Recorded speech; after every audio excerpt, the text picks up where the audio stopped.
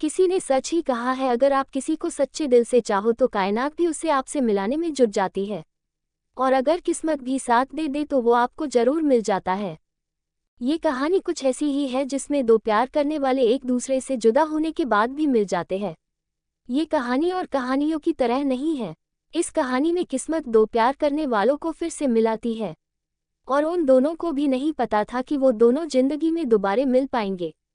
चलो अब हम कहानी की शुरुआत करते हैं। इस कहानी को पूरा पढ़ना, जब भी आपको समझ आएगा कि प्यार किसे कहते और उसका पास होने का और जुड़ा होने का एहसास कैसा होता है।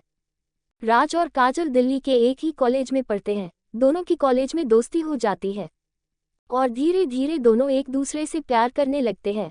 राज और काजल एक दूसरे को अच्छे से समझने लगते हैं और उन दोनों का समय के साथ साथ दोस्ती और प्यार बढ़ता जाता है। कॉलेज का आखिरी पड़ाव था और दोनों अब एक दूसरे से अलग हो रहे थे। दोनों बेचैन थे कि आगे वो मिल पाएंगे या नहीं, उनकी जिंदगी उन्हें किस मोड़ पर ले जाएगी। दोनों एक दूसरे से शादी करना चाहते थे, लेकिन परिवार की सहमति भी जरूरी थी। राज के परिवार वाले तो शादी की सहमति थे, लेकिन काजल के परिवार वाले इस बात सहमति नहीं करते, क्योंकि दोनों की जाति अलग अलग थी। इसलिए काजल ने अपने परिवार वालों से बात नहीं की। काजल के परिवार वालों ने काजल की शादी पक्की कर दी थी और उसकी शादी मुंबई में रहने वाले हरीश से हो रही थी। काजल की शादी का दिन आ गया और उस शादी काजल ने अपने कॉलेज के दोस्तों को भी बुलाया था, जिसमें राज भी शादी में शामिल हुआ था। राज अंदर से टूटा हुआ था, लेकिन बाहर से खुश था और शादी के कामों में काजल के परिवार की मदद भी कर रहा था।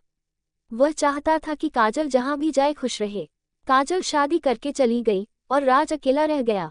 राज एक प्राइवेट कंपनी सेल्समैन का काम करने लगा और अच्छा पैसा कमाने लगा। राज मिडिल क्लास परिवार का था। वह अपनी जॉब से खुश था। काजल की शादी के 2 साल बीत गए थे, लेकिन उसकी कोई कॉल नहीं आई और ना ही उसकी किसी दोस्त को उसके बारे में पता था।